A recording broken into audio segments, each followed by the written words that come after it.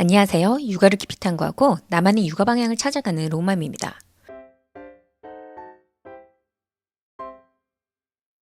저희는 현재 미국 동부 메릴랜드주에 머물고 있습니다. 세계 여행을 시작한 지 어느덧 3달이 흘렀네요. 시간이 참 빠르죠? 이번 주 메릴랜드에 머물면서 문득 든 생각이 의도한 바는 아니지만 지금 우리가 하고 있는 것이 홈스쿨링이 아닌가 하는 것이었습니다. 6세 아이가 다른 친구들이 다 유치원에 갈 때 자기는 집에서 일상 루틴을 하면서 현장 학습을 다니고 있으니까요. 홈스쿨링은 아이 교육에 남다른 뜻과 의지를 가진 가정이 하는 교육이다라고 생각했었는데 천천히 여행을 하면서 아이와 일상을 하다 보니 지금 저희가 하고 있는 것이 홈스쿨링의 일종인 것 같다라는 생각이 들더군요. 여러분이 보시기에는 어떤가요? 오늘 저희 가족여행 이야기를 보시면서 느껴진 점들이 있다면 댓글로 공유해주세요. 그럼 저는 계속해서 저희 가족이 여행한 캐나다의 11개 도시 중 휘슬러와 밴프의 이야기를 들려드리도록 하겠습니다. 캐나다에서 저희의 3번째 여행지는 휘슬러였습니다. 원래 계획은 빅토리아를 떠나 바로 밴프로 가서 밴프와 제스퍼 국립공원에서 일주일 동안 캠핑을 하는 것이었습니다. 하지만 지난 영상에서 이야기했던 것처럼 제스퍼 국립공원이 대규모 산불로 폐쇄되면서 저희는 급하게 제스퍼를 대체할 캠핑지를 찾아야 됐습니다. 게다가 엎친 데 덮친 격으로 2달 전 호텔스닷컴을 통해 2박 3일로 예약했던 밴프의 페어몬트 호텔이 호텔스닷컴과 호텔 측의 소통 실수로 인해서 예약이 취소된 사실을 캐나다로 떠나는 날 공항에서 발견하게 되었죠.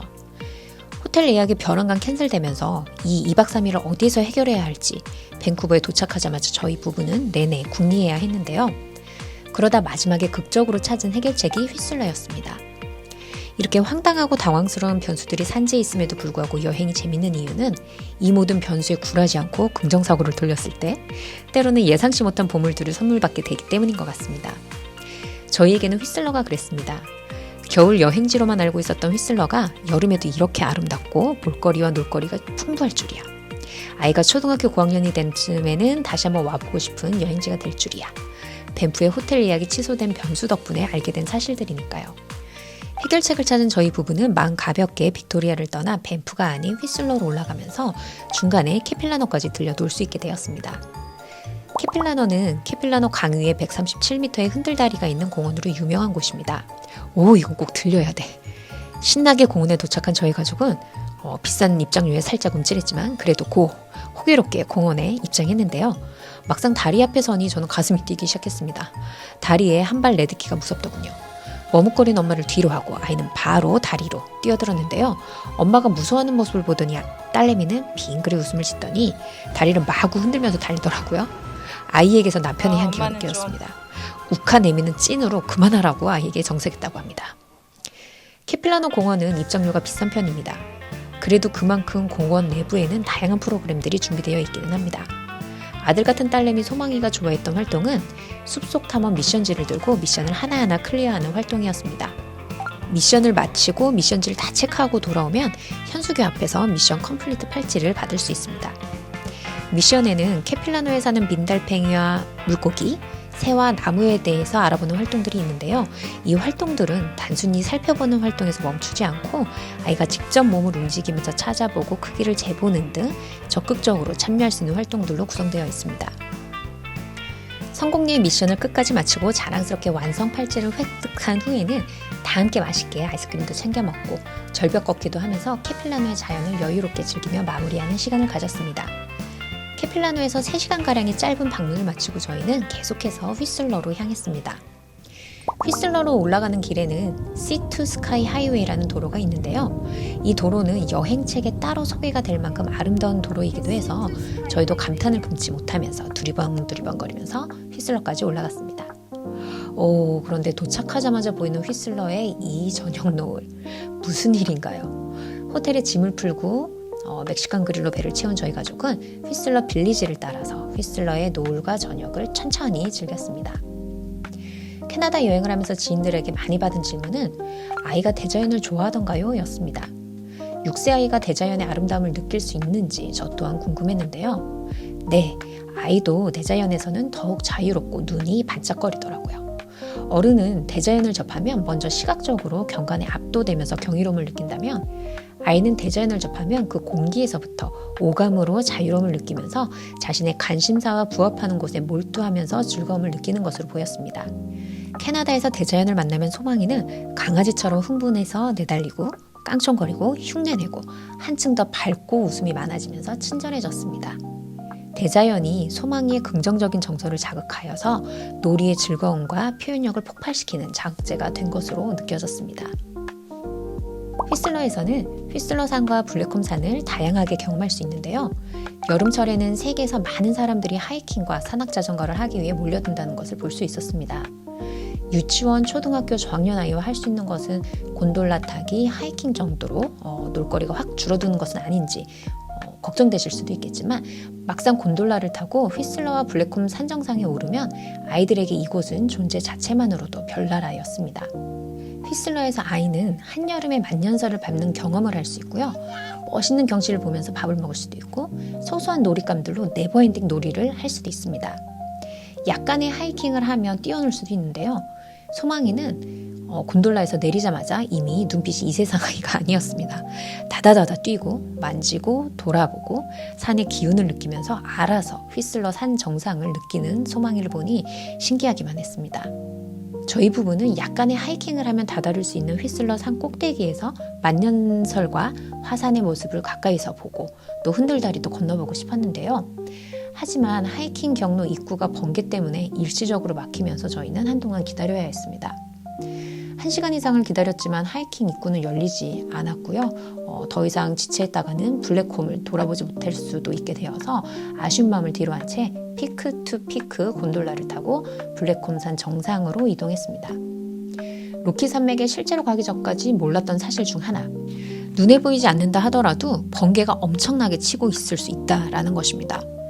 때문에 휘슬러는 몇 킬로 이내에서 번개가 치고 있으면 낙뢰 피해의 위험이 있기 때문에 곤돌라 운영이 종종 중단된다고 합니다. 저희 가족이 블랙홈산 정상으로 이동한 그 시점이 바로 그 장날이었는데요. 눈에 보이지는 않았지만 번개 때문에 저희 가족은 3시간가량을 블랙홈산 정상에 갇히는 경험을 하게 되었습니다.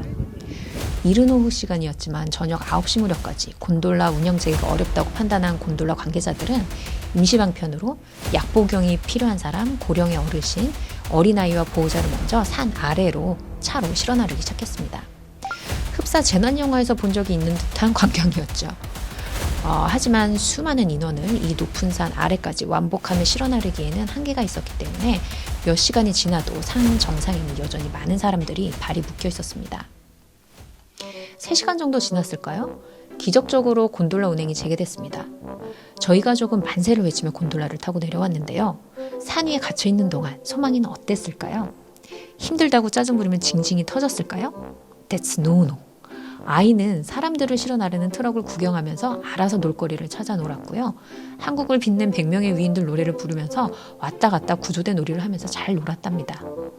이런 소망이를 보면서 저희 부부는 인생에서 만날 수 있는 다양한 사건과 사고에 대해서, 그리고 심지어 그것이 죽음이라고 할지라도 부모가 보이는 반응과 자세에 따라 아이는 완전히 달라지겠구나 라는 것을 경험하는 계기가 되었습니다. 아이는 거울처럼 부모의 반응과 자세, 감정을 행동으로 그대로 저희에게 보여주었으니까요. 저희 가족은 산 위에 갇혀 있는 동안 그럴 수 있어를 반복하면서 웃으며 시간을 보냈습니다. 그런데 산 아래에 도착하니 이 비싼 곤돌라 티켓 값을 리펀드 해준다는 글이 적혀 있네요. 어머, 진짜? 얼마나 리펀드 해주려나? 설레는 마음으로 천근만근인 몸을 이끌고 매표소로 향했습니다. 하지만 같이 곤돌라를 타고 내려온 사람들 중 화가 머리 끝까지 난 것으로 보이는 사람들은 리펀드 안내글을 보지 못하고 엄청나게 빠른 속도로 장소를 빠져나가 버리더라고요. 어찌되었든 저희는 알뜰하게 10만 원 돈의 곤돌라 티켓 값을 전액 돌려받고 천근만근이었던 다리가 새털 같아짐을 느끼면서 즐거운 마음으로 매표소를 나왔습니다. 그리고 바로 옆에 있는 일식집에서 리펀드 받은 돈으로 실컷 스시를 먹고 돌아왔답니다.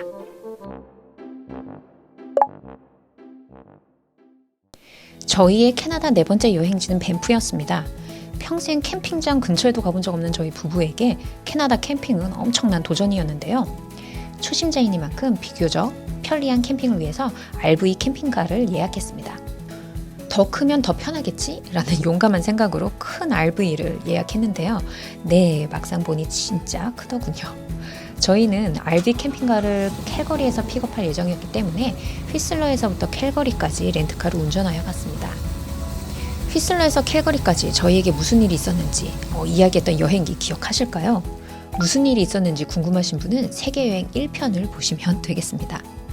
한국에 있었다면 평생 경험할 일 없었던 한계 테스트를 치른 끝에 도착한 캘거리에서 만난 이 덩치 큰 아이는 저희와 밴프에서 7박 8일간 함께했던 RV 캠핑카입니다. 저희 가족은 이 캠핑카를 보면서 기쁨을 넘어서 환희를 느꼈습니다. 이틀에 거친 24시간 한계 테스트 직후였기 때문일까요? 아이는 한층 더 신나서 아빠 이게 우리 집이야? 오 신난다 엄마 여기 화장실도 있어! 라면서 연신 차 안을 뛰어다니며 기뻐하던 아이의 모습이 지금도 눈과 귀에 선합니다. 실제로 보니 캠핑카가 생각보다도 너무 커서 또 움찔했는데요. 남편과 함께 서로 멘탈 붙잡아 주면서 살살 RV를 몰고 밴프로 향해 보았습니다. 제스퍼 국립공원이 대규모 산불로 폐쇄된 상황이었기 때문에 7박 8일간의 캠핑은 모두 밴프와 레이크 루이스 국립공원에서 이루어졌습니다. 이쯤 되니 저희는 좀 베테랑 폐쇄 대응팀 같은 느낌이 들기도 했는데요. 익스트림을 경험하고 나니 몇몇의 작은 변수들은 귀엽다고 느껴졌습니다. 당시는 8월, 북미 친구들의 여름방학 시즌이었기 때문에 4박의 제스퍼 일정을 다른 캠핑지로 옮겨서 예약을 하는 것은 좀 만만치 않은 일이었습니다. 하지만 불굴의 의지의 남편이 몇 날 며칠 잠도 줄여가면서 밤낮으로 캠핑지를 물색한 결과 운 좋게도 레이크 루이스와 밴프에서 각각 캔슬된 캠핑지를 예약하는 데 성공했습니다. 캐나다 캠핑을 처음 계획할 때는 동선에 따라 효율적으로 밴프, 레이크 루이스, 아이스필드, 제스퍼 캠핑지를 예약했지만 제스퍼 국립공원이 갑자기 폐쇄되고 나니까 효율이고 뭐고 일단 먹고 잘 수 있는 장소를 확보만 하면 된다라는 마음이 되면서 사고와 마음이 아주 확 넓혀지는 계기가 되었습니다. 캠핑에서 저희 가족이 가장 좋아했었던 순간 중 하나는 아침에 새소리에 눈을 뜨면 피톤치드 쏟아지는 자연의 한가운데서 저희가 누워있다라는 것을 깨닫는 순간이었습니다. 그냥 잠에서 깼을 뿐인데 몰려오는 행복감. 아, 이래서 해피 캠퍼라고 하는구나 라고 깨달았죠. 일어나서 주변을 걷는 것만으로도 이미 즐겁고 행복한 느낌이라니. 밴프는 자연의 소중함과 감사함을 그냥 막 아무 때나 수시로 느끼게 해주는 곳이었습니다.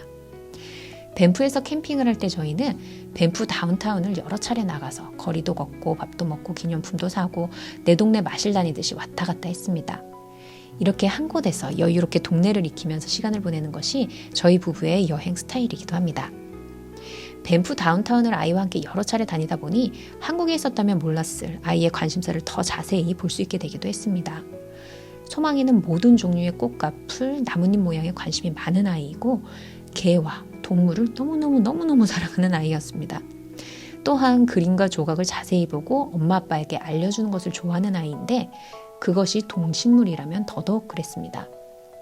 그리고 낯을 가리는 줄 알았던 소망이는 알고 보니 사람을 좋아하는 마음이 더 강하기 때문에 자신만의 전략으로 인종과 성별은 가리지 않고 적극적으로 친구를 사귀는 아이였습니다. 캠핑을 시작하면서 저희 세 가족은 입맛 또한 같이 터졌습니다. 캠핑지에서는 뭘 만들어 먹어도 그냥 다 맛있더라고요. 삼시세끼를 얼마나 잘 챙겨 먹었는지 캠핑을 하던 일주일 동안 저희 가족은 모두 살이 포동포동 올랐답니다. 저희 부부는 식사 후에 캠핑지 주변을 걷는 것을 즐겼는데요.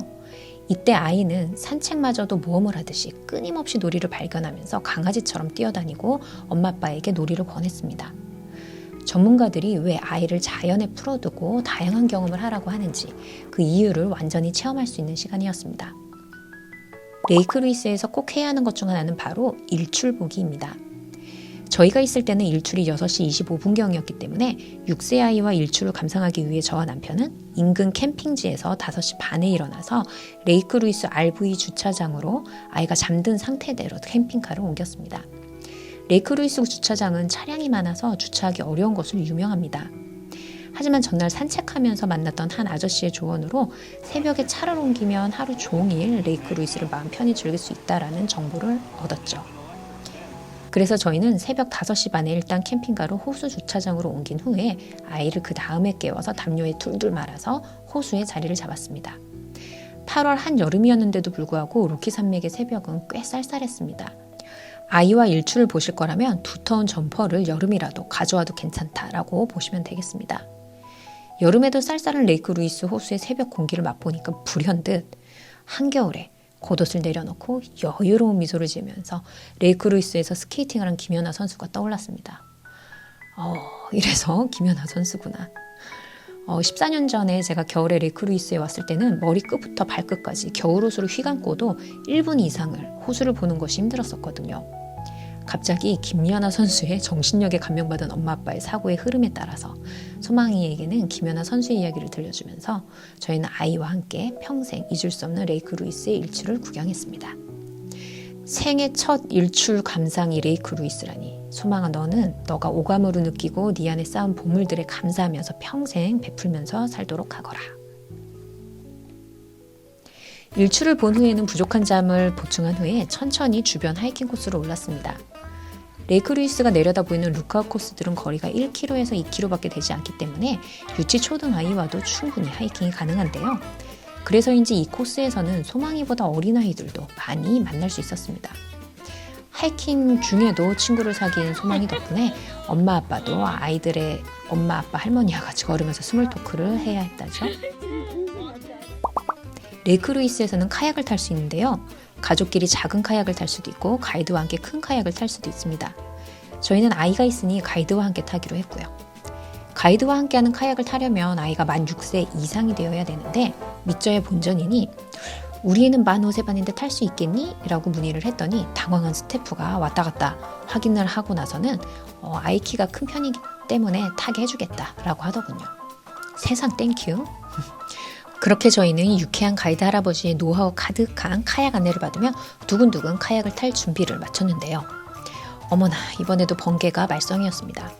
이번에도 육안으로는 번개가 보이지 않지만 베테랑 가이드 할아버지는 5분 정도 하늘 상태를 가만히 살펴보시더니 안타깝지만 오늘 투어는 접어야겠다라고 하시더군요. 아쉽지만 구명조끼를 벗고 기념품 가게에서 쇼핑을 하고 나왔는데 그 순간 번개가 번쩍하지 않겠습니까? 오, 멋지다 가이드 할아버지. 진정 베테랑이십니다. 저희는 할아버지에게 쌍따봉 엄지 치켜 세워드린 후에 장소를 빠져나왔습니다.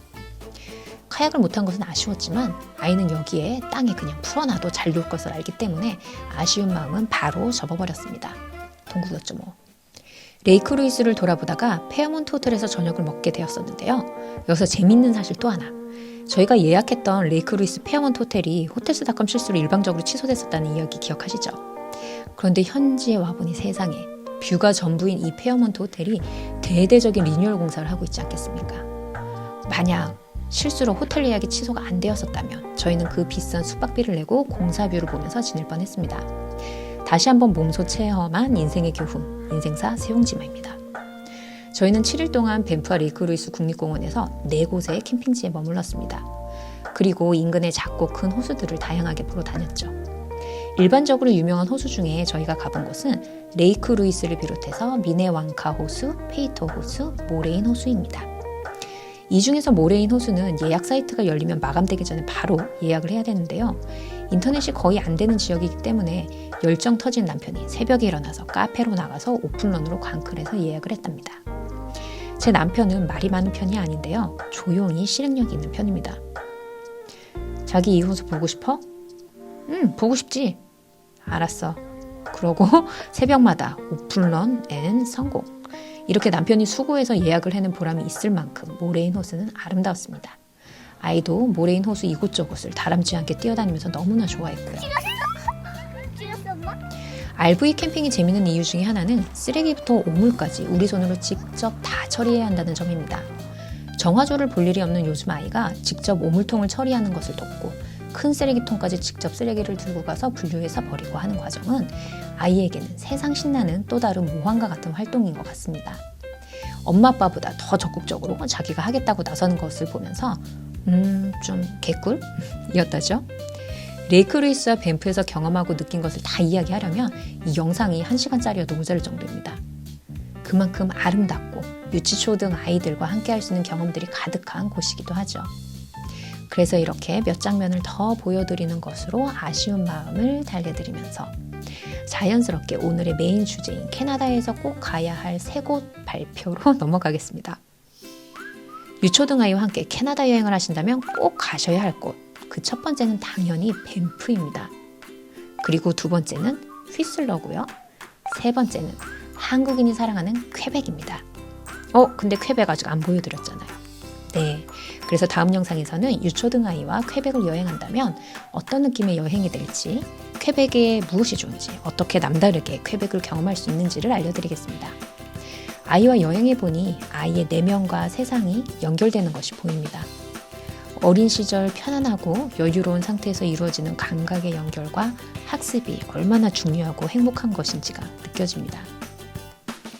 저희가 1년 세계여행을 택하면서 기회비용으로 대가를 치른 것은 한국에서 누릴 수 있는 지식과 스킬을 쌓을 기회들입니다. 한국에서 얻을 수 있는 기회들을 잠시 내려놓는 이유는 저와 남편이 추구하는 삶, 육아의 방향 때문인 것 같습니다. 마음속으로 동경하던 삶을 실행으로 옮기면서 저희는 작고 큰 시행착오들과 예상치 못한 변수들을 다양하게 경험하고 있습니다. 그리고 이 과정에서 40대가 된 저희 부부도 생각을 넓히고 생각과 마음을 유연하게 하는 법을 배우고 있습니다. 저희는 앞으로 아이가 무엇을 얻게 될지, 어떻게 자랄지 한 치 앞도 내다볼 수 없지만 아이 안에 있는 생생한 생명력을 믿고 계속해서 1년 세계 여행을 지속할 예정입니다. 영상을 시청하시는 모든 분들께 저희의 여행이 또 다른 넓은 세상과 삶의 기회들을 간접 경험할 수 있는 이야기로 다가가기를 기대합니다. 그럼 오늘도 행복한 태교, 즐거운 육아 되시기 바랍니다.